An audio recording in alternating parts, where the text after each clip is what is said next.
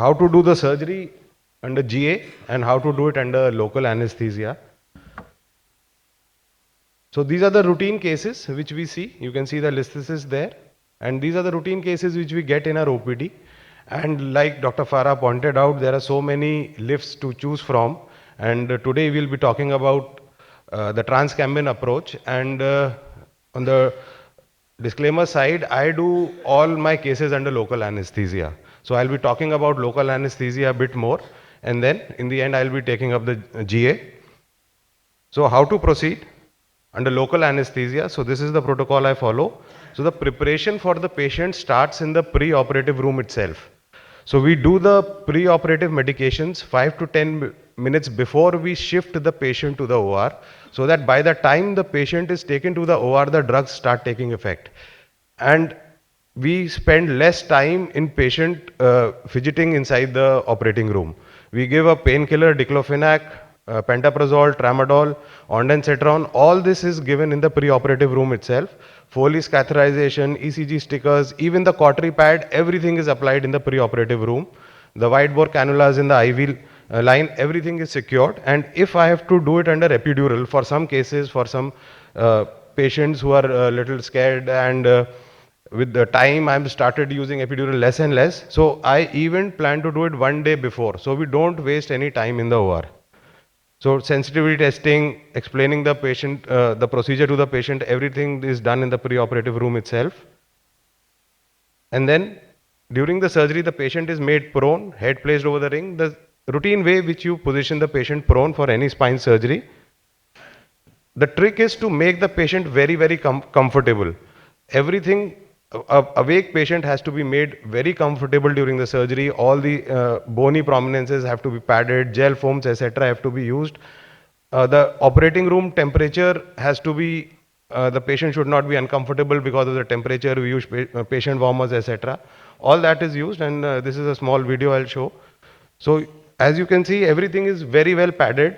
The patient warming is placed, the curtain is placed, even a patient face is not covered too much, because a patient starts panicking if their eyes is closed and they are not very comfortable.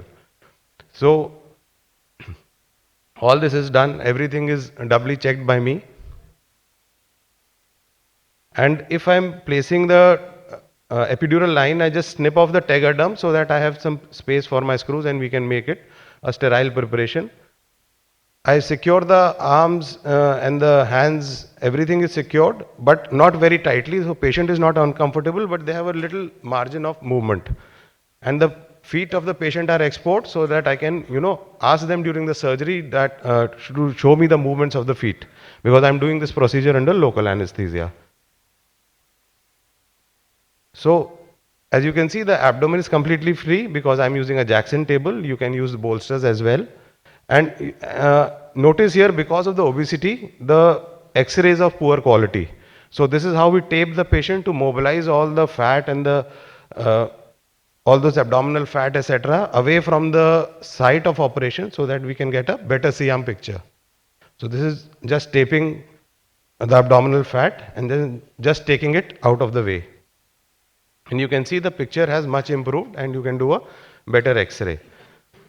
So this is the electrical warmer which I use, again to make the patient really comfortable during the surgery. We can do it under single C-arm. Pre-operative C-arm image of the operative level is taken, and we should, since it is basically a C-arm based procedure, your everything should be very clear. Your C-arm image should be very clear before proceeding for the surgery.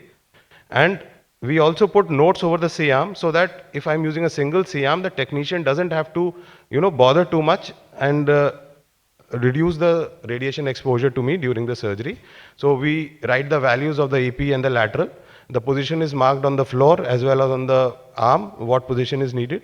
And now, as Dr. Abasi has introduced me to dual C-arm, I have now started using the two C-arms which is available in my setup. So this is how we set up the patient with a dual C-arm position, one in the lateral and one in the AP. And as you can see, there is a big corridor for the surgeon. And if I can stand, everybody else can stand. So I don't think that is a problem, which is a common question people keep asking, where is the position to operate.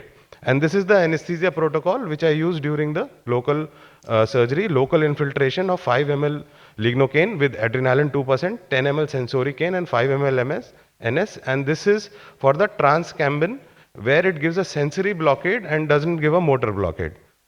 The dexmedetomidine infusion, because it gives a sedation as well, decreases the heart rate and blood pressure. And IV fentanyl 50 micrograms when needed, when the really painful part of the procedure is anticipated. 2-3 minutes before, I would tell the anesthetist, just push in the 50 mics of fentanyl. A low dose of midas just as an anxiolytic and not as a sedative agent. And if there is high blood pressure, we can use a nitroglycerin infusion. And in the initial cases, I used to use epidural again in the sensory dose, but now with experience, I'm using less and less. And this is just the instrumentation set. And as you can see, with just a very small inventory, we can do this procedure. So this is the case, 40-year-old female with pain in the back. And you can see the listhesis there. And this is the MRI picture. This is the positioning of the patient under C-arm, and this is, as you can see, local anesthetic is being given, and the standard Transkambin trajectory. The dilator is inserted, the working channel is inserted, and you can see the patient is quite awake and comfortable. And we can just put our big instruments through the channel directly. And even without the endoscope visualization, we can do adequate disc preparation, sizing of the disc, and this is the trial now which is being put. So as you can see, the patient again is under local anesthesia. The graft from the PSIS, again with a power drill in the local anesthesia. And then we pack in the graft outside of the cage. And then finally the guide wire, and then the cage is put over the guide wire in the Transkambin approach. And then local infiltration for the screws. The Jamshedi needle, everything is done under local anesthesia, and patient is quite comfortable. You can see she can move. And the guide wires is placed, even the rod, everything is done under local anesthesia. So this is where the advantage I feel personally for this procedure, where the patient is quite comfortable. And even for those patients who have a high risk for general anesthesia and post-operative ICU, can have a safe spine surgery without putting them under undue risk, especially for the elderly. And then I started asking the question that if I'm doing this procedure for the high risk cases, then why can't I do it for the low risk cases as well?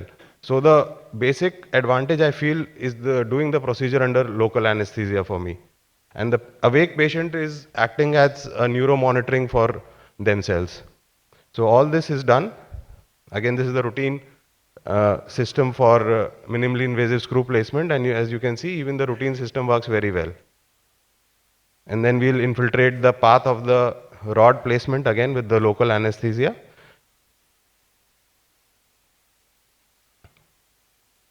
So this is the infiltration, and again the rod is again placed under local anesthesia. So finally the screws are tightened. So this is the final construct, and you can see it is very well reduced, and very well the disc space has been jacked up, the foramen has been opened. So this is the final construct in the AP view. These are the scars. I placed transverse screw incisions because they are more cosmetic to the patient, the rod insertion scars, the cage incision, and the bone graft incision. So this is the immediate post-op picture, and in a couple of hours the patient can be made ambulatory. So this is where the advantage of this surgery lies. We don't need to put the patient into post-op recovery or ICU or anything. As tolerated, we mobilize this patient as soon as they can tolerate. So if we are doing this procedure under GA, we need to use neuro monitoring, and this is a special probe where it has a sleeve which goes over the probe. You place the neuro monitoring probe through the incision, approach the neural foramen like you do with the needle. Don't advance it beyond the medial pedicle line. Stimulate the nerve. So stimulate it at 3 milliamperes, and when in place, go up to 4 milliampere. So if there is a positive signal at 3 milliampere, you are within 2 to 3 millimeter of the nerve, and likelihood of nerve injury may be up to 40%. But if there is no signal up to 4 milliamperes, you are more than 5 millimeter away from the nerve, and the chances of injury is less than 5% at L1 to L5 level and less than 8% at L5S1 level.